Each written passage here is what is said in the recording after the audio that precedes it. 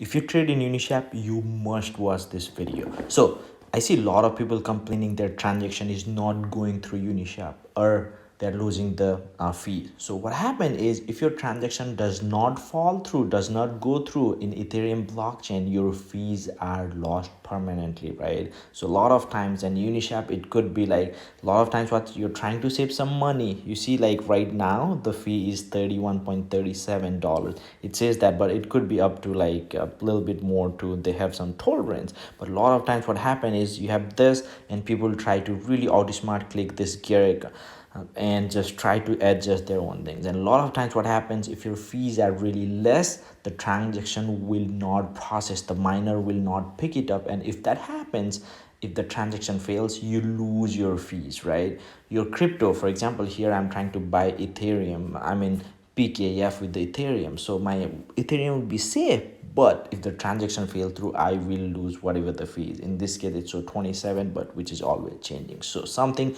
don't mess around, just leave it its default, and it works for most of the time. Thank you.